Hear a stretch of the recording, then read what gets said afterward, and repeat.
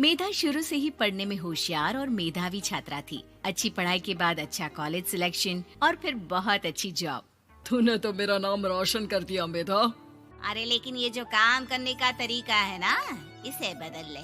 18 घंटे काम करेगी तो कल को बच्चा कैसे संभालेगी? तुम्हारी तरह पागल नहीं हूँ माँ, जो बच्चे और परिवार में फंस जाऊँ। मैं तो जिंदगी खुल कर जीऊंगी। सब कहने की बात होती है बेटा, अपने बच्चे का सुख हर कोई चाहता है। वक्त बीतता है और मेधा की शादी हो जाती है।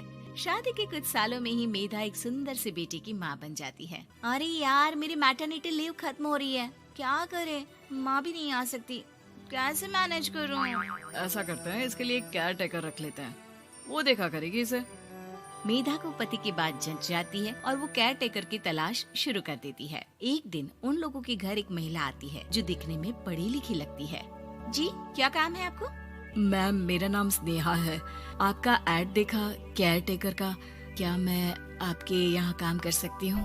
हाँ, क्यों नहीं, लेकिन आप तो अच्छे घर की लगती हैं, फिर नौकरी क्यों?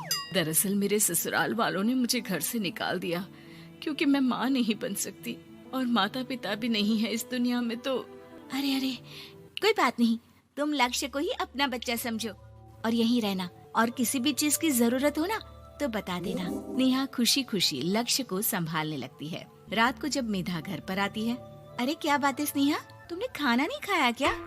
अरे दीदी, आपका बेटा टाइम दे तब ना। अरे तो जब वो सोता है तब खा लिया करो। तब तो मैं इसके पास ही बैठी रहती हूँ। कोई मच्छर या कीड़ा काट ले लक्ष्य को तो अब आप पकड़ो, मैं खाना खा लेती हूँ। स्नेहा वहाँ से चली जाती है। बहुत ही अच्छे से ख्याल रख रही है ये लक्ष्य का। मेधा, इतना तो शायद तुम भी ध्यान नहीं देती। मेधा को पति की बात बुरी तो लगती है, लेकिन कुछ नहीं कहती। धीरे धीरे स्नेहा मेधा और उसके पति के साथ बाहर भी जाने लगी। सुनो, स्नेहा को भी बाजार ले चलते हैं, वो क्या है ना, लक्ष्य को देख लेगी जब तक मैं शॉपिंग कर लूंगी।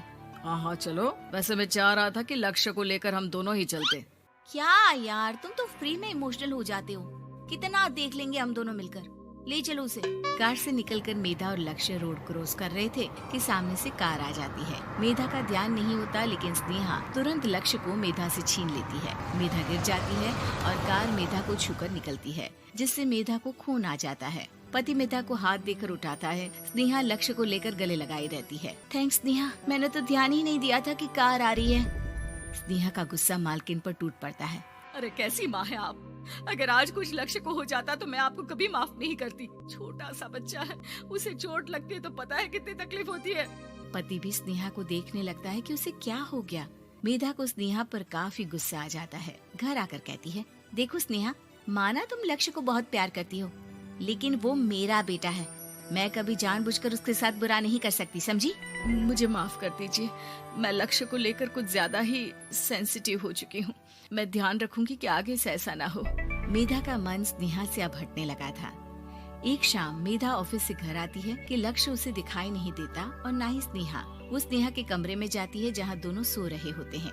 अरे स्नेहा, लक्ष्य को आज इस कमरे में क्यों सुला दिया? दीदी, मुझे नींद आ रही थी, ऐसे में उसे कमरे में अकेले लिटाना मुझे ठीक नहीं लगा। मेधा बच्चा उठाने लगती है कि स्नेहा टोक देती है। रहने दीजिए ना दीदी, सो रहा है, फालतू में नींद खराब हो जाएगी। मेधा को गुस्सा आ जाता है और वो बच्चा उठाकर वहाँ से चली जाती है। अगले दिन मेधा स्नेहा को बुलाती है, साथ में एक और लड़की खड़ी होती है। स्नेहा, अब तुम अपना कुछ और देख लो, हम लोगों को नई केयर टेकर मिल गई है, तुम इस हफ्ते घर छोड़ देना। स्नेहा का मन लक्ष्य को छोड़ने का नहीं करता, लेकिन नौकरी तो नौकरी होती है ना। स्नेहा घर से चली जाती है। धीरे धीरे महीने और साल बीतते जाते हैं और लक्ष्य एक नौजवान लड़का हो जाता है। लक्ष्य, आज मुझे मंदिर जाना है, ले चलोगे? ठीक है माँ, एक काम करके अभी वापस आता हूँ, तब तक आप और पापा दोनों तैयार हो जाइए। दोनों तैयार होकर बैठ जाते हैं, लेकिन लक्ष्य काफी देर तक नहीं आता। अरे मेधा, फोन तो करो लक्ष्य को, देखो क्या हो गया उसे। मेधा फोन करती है तो पता चलता है कि लक्ष्य का एक्सीडेंट हो गया है और वो सिटी अस्पताल में है। जल्दी चलिए, पता नहीं कैसा होगा मेरा बेटा। अरे चिंता ना करो, सब ठीक होगा, मैं अभी कार निकालता हूँ। दोनों मियाँ बीवी अस्पताल पहुँचते हैं, जहाँ वो लोग देखते हैं कि लक्ष्य बिस्तर पर पड़ा होता है। एक महिला इन्हें यहाँ लेकर आई है, वो वहाँ बैठी है, लेकिन फिलहाल तो आप लोगों को इनके लिए किडनी का प्रबंध करना होगा।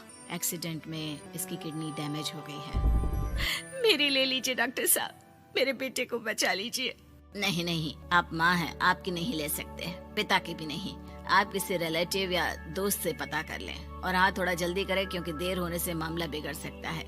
मेधा बैठकर रोने लगती है कि वहाँ डॉक्टर आ जाते हैं। जिस औरत ने आपके बेटे को यहाँ भर्ती कराया था वो अपनी किडनी आपके बेटे को देना चाहती है। हाँ? कौन है वो? कहाँ है वो? तभी वहाँ स्नेहा आ जाती है। स्नेहा तुम? मैं लक्ष्य को पहचान नहीं पाई थी, लेकिन आप लोगों को देखकर समझ गई कि ये लक्ष्य है, इसलिए वापस आ गई। मैं अपनी किडनी आपके बेटे को देना चाहती हूँ। मेरी अपनी तो कोई औलाद नहीं, लेकिन लक्ष्य में मैंने हमेशा अपना बच्चा देखा। तुम धन्य हो स्नेहा, जो इतने साल में भी लक्ष्य को भूल नहीं पाई। सही मामले में तो वो तुम्हारा ही बच्चा होगा, क्योंकि जन्म भले ही मैंने दिया हो, लेकिन आज तुम उसकी जिंदगी बचा रही हो।